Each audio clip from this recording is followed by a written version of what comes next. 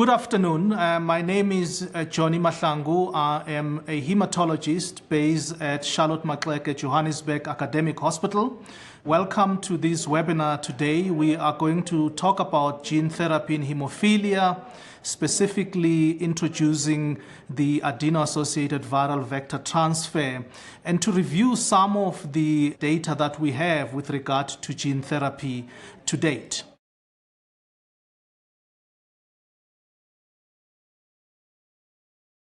It is an exciting time, and certainly you could ask the question as to why is gene therapy so important? It is important for a number of reasons. First of all, most of us grew in the era of standard half-life clotting factor replacement, which is characterized by troughs and peaks, and of course pharmacokinetic that would not allow us to be able to institute prophylaxis adequately. This was followed by the extended half-life products, which really led the way for us to be able to elevate the trough level to be able to protect individuals from breakthrough bleeds. And that also reduced the treatment bleeding as well as the treatment burden associated with prophylaxis. We've moved on to non-factor therapy. Its effect is not measured by the factor level, but by the rebalancing of hemostasis such that the patients are able to protect themselves against bleeding. And of course, the latest innovation is the gene therapy. With the gene therapy, we are expecting a steady factor level, almost the same as one would expect in a normal individual. And that is the excitement about the gene therapy, is that we are trying to normalize the production of clotting factor to the level that is expected to be in a normal individual. Just a review of the science behind the gene therapy. All of us obviously are much familiar with the clotting factor. The genes associated with those are what we are interested in when we do gene therapy.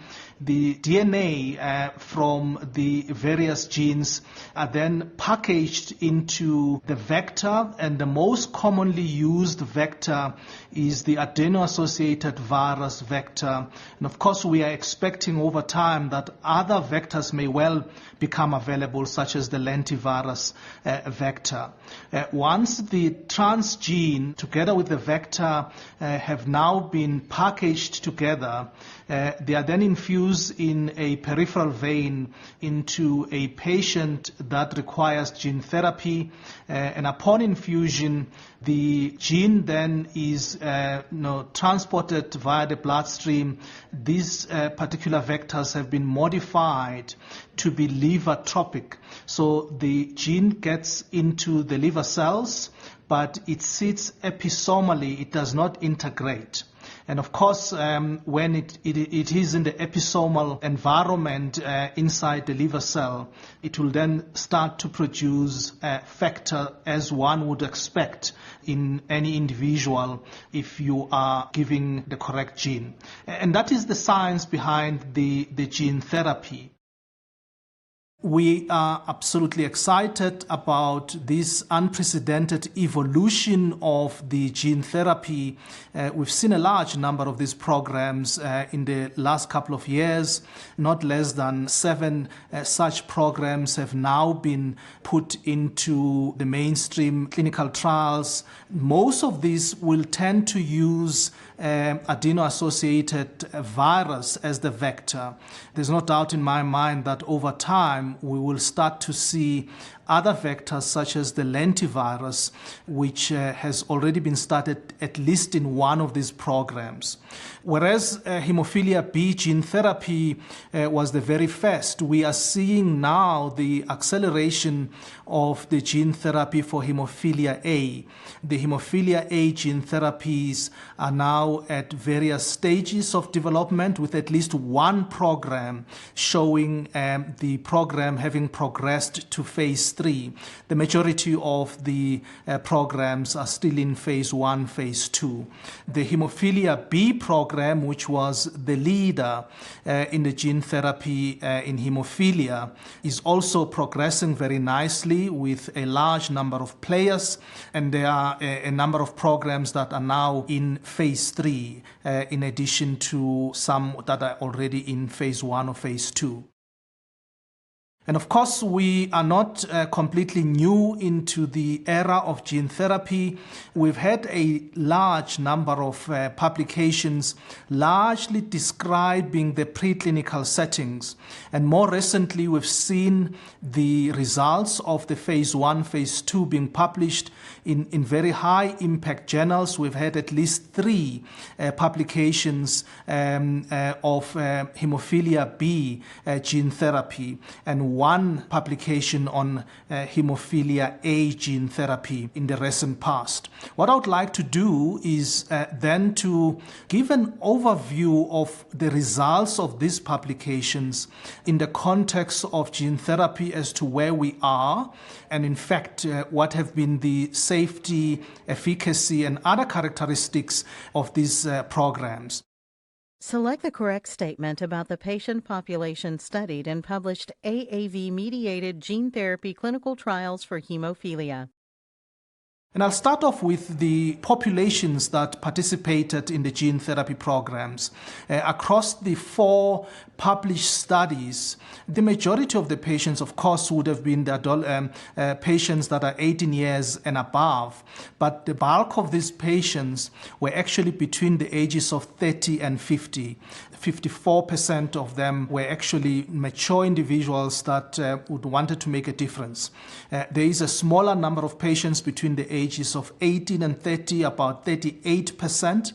And what is exciting for us is that with the progression of the gene therapy over time, we do expect to enroll in the future adolescent, and certainly we hope that gene therapy will be safe enough to be instituted in the pediatric group. Very small number of patients that were over the age of 50, about 10% in this cohort of the published studies. If one looks at the baseline characteristics of the patients, by and large, the majority of them had severe disease, whether it was hemophilia A or B. The level of the factor was less than 1%. There were 1 or 2 patients that were included that had moderate disease, particularly in the Anathwani study. There was 1 patient. In the George study, there were 4 patients. And in the Misbach study, there was 1 patient that were moderate in level. And the importance here is for us, obviously, to understand what the impact of gene therapy would be across the spectrum of our patients with hemophilia. If one looks at the prior therapy that the patients had, not unexpectedly, the majority of the patients were on prophylaxis, with a small number of patients on episodic treatment, as one would expect in this day and age. What about the genotype? The majority of the patients, as expected, in fact, had the common genotypes, the missense mutations and the deletions, with the inversion occurring in some of the patients, and only 1 patient, in fact, had a splice site mutation. So the genotype is actually typical of the population of patients we look after. So what were the results of some of these programs that have already been published? And I'll try and summarize here at a very high level. One clearly can see that almost all the patients benefited from the gene therapy. The lowest level of the factor achieved with each of the program was certainly above the baseline of most of the patients, which is less than 1%. And of course, the highest level achieved was variable depending on the program. For example, in the Nathwani study, patients' factor 9 level went as high as 10%. In the George study, as high as 60%. In the Misfach study, it went as high as 10%. And of course, the highest level was achieved in the factor VIII gene therapy, the Rangarajan study, where the highest level recorded was 237. Perhaps note here, I'm not talking about the peaks and troughs, I'm talking about overall the levels of factor that was seen across the program.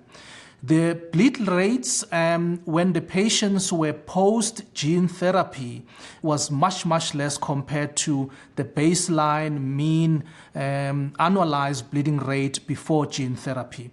If one looks at the overall reduction in bleed rate, it ranged from 70% in the factor IX study of Misfach to 96% in the George study, clearly indicating the impact of gene therapy in the bleed rates in this patient population. If one looks at the usage of the replacement therapy post-gene therapy, it almost mirrors the reduction in the bleed rates. We're talking about over 90% reduction in the factor usage across all the programs we've seen to date. What I want to show now is perhaps the individual studies, and not so much detail, but just to look at the trends that we are seeing. First of all, I want to show you the Spark 001 study in which the patients received 5E11 vector genome per kilogram dose. You'll see that in fact there was much variability in the factor level that was expressed in the various patient population.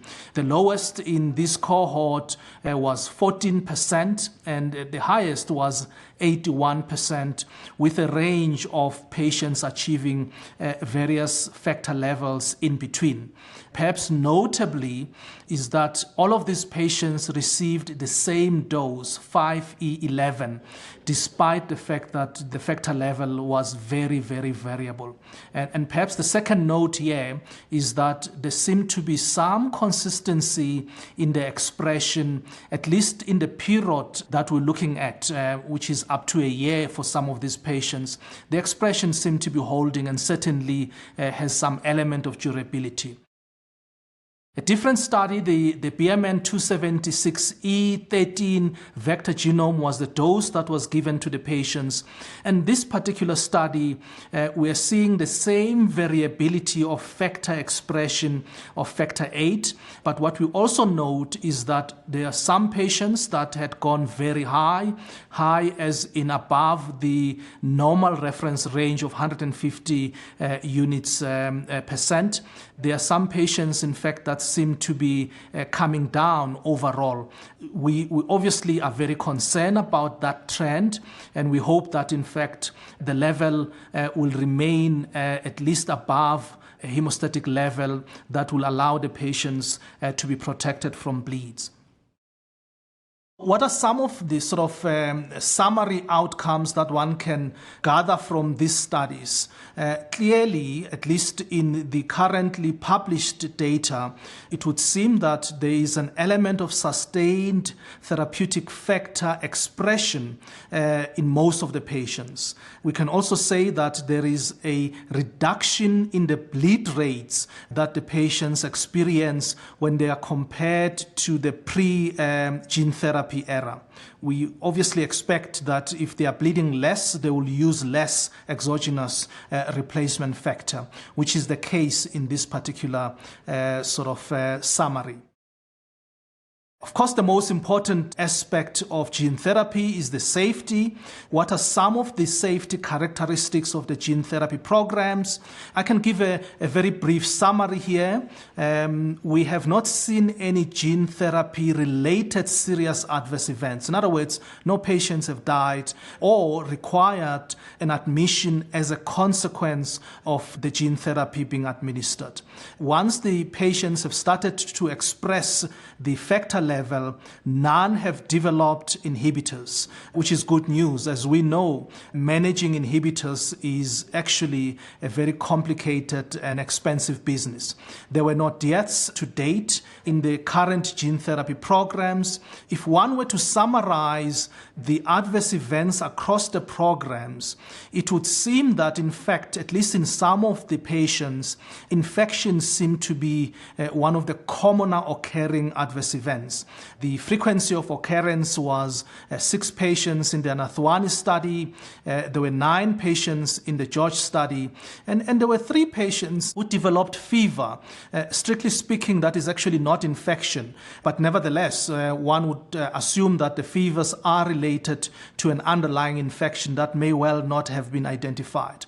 And perhaps the most important thing is, what was the severity of the adverse events? If we're to summarize, the majority of the adverse events were either grade 1 or grade 2 in severity, with very few patients. In fact, 1 patient across the programs that had grade 4 adverse event, indicating again that the safety profile of this published gene therapy program seemed to be acceptable and something that we're obviously very pleased about. The one thing that is clearly something that we expected when the gene therapy started is the development of the inflammation of the liver, the transaminitis. And this is a summary of the transaminitis that were picked up during the course of the published studies. I'll start off, in fact, by indicating that the management of the transaminitis is with steroids. And in fact, all the programs to date have used the steroids in the management of the transaminitis. The number of patients across the programs have been very variable, from only 2 patients in the George study to as high as 7 patients in the Factor VIII program, the Rangarajan study. If one looks at the number of patients that did not receive steroids, you'll see that, in fact, it was in the majority, at least in this cohort of published studies. If one were to summarize the data here, it would seem that the data suggests that there is some poor correlation or inconsistency between the development of transaminitis and the endogenous factor level. In other words, there seems to be no correlation between the loss of expression and the development of the transaminitis in these patients. And of course, the question that we'll all be asking ourselves now that we have begun the journey of gene therapy in the community is, what are the patient's expectations and perceptions of gene therapy? It obviously depends on where you live and whether you do or do not have access to current therapy. I would like to believe that gene therapy is holding a lot of promise for our patients. In some patients, it is regarded as a one and done. In other words, it's something that they do once and forget about. It has the promise of rebalancing hemostasis and bringing hemostasis into a steady state. In some patients, even though we don't talk about cure, patients do expect gene therapy to give them curative levels of factor. In other words, levels that are normal or near normal. And of course, we would expect an annual cost saving on gene therapy, with the cost being invested upfront. Most patients believe that once they've had gene therapy, they can forget about the hemophilia treatment centers, which they have to visit throughout their lives because they need care as well as the replacement therapy that they are currently getting. Of course, those are some of the expectations of the patients, but what are the realities? Of course, we do expect that in the gene therapy to last long. We actually don't have data indicating how long it will last. We are concerned about the fact that the most vulnerable population, in other words, the pediatric population, has not yet been eligible for the current gene therapy programs. We are also concerned about the fact that the patients with pre-existing immunity to the adeno-associated virus are currently not eligible for the current gene therapy program. Of course, that will change over time. There is uncertainty about the durability and uncertainty about whether we can redose these patients in the event that the expression starts to go down. We do expect the gene therapy to have a high initial cost, and of course there are a large number of knowns and unknowns. Unknowns relating to the immunologic processes, the cellular stress, and of course whether or not over time we might see integration of the vector into the genome. We haven't seen that, in fact, in humans today. And perhaps to summarize, there are lots of knowns. We do know that, in fact, with the current gene therapies, we can achieve therapeutic factor levels in a fairly dose-dependent fashion. We do know that we can reduce or eliminate the need for exogenous clotting factor replacement. We can also manage transaminitis with steroids for those individuals who do develop transaminitis. And to date, we have not seen any patients developing inhibitors following successful expression of the factor. There are a lot more unknowns. We don't know if, in fact, gene therapy can be administered to patients that have got active infections such as HIV, hepatitis B, and hepatitis C. As indicated earlier on, we don't know if you can re-administer the gene therapy in patients who have had a failure of expression. We still have to find out if it is safe for the pediatric patients. And of course, the insertional mutagenesis is something that is at the back of our mind, but we don't know much about that. The durability of the expression, and of course, perhaps most importantly, the factors that are influencing the variable expression of the vector when the same dose is given to the patients. So in summary, in the context of the current gene therapy programs, I hope I have shown you that there are a number of studies that are underway. Some of them are past the proof of concept. Some of them have generated early safety and efficacy data, and some of them, in fact, have progressed to phase 3 studies. In terms of the safety, we would like to believe that safety will always be the number one consideration in gene therapy, and most of us are keeping a very, very close look at the safety aspect. To date, there are no safety profiles that are particularly worrying. Efficacy seems to be very promising as well. There is now patients that can have a durable expression, at least in the time period that we've observed them, and some of them have managed to come off completely of the replacement therapy. There are a couple of things that we don't know. We obviously still have to understand the immune response that some patients have. That analysis is underway, and hopefully over time we'll understand the reasons why some patients do develop transaminitis whilst others do not. Of course, we also need to keep in mind the balancing of the risk and the benefit at any given time. We do know that there are a number of aspects of gene therapy that we have a clear understanding on, but there are other aspects that we do not have a clear understanding on, and we hope that, in fact, over time, gene therapy, with the understanding of the knowns, will be able to improve the patient's life.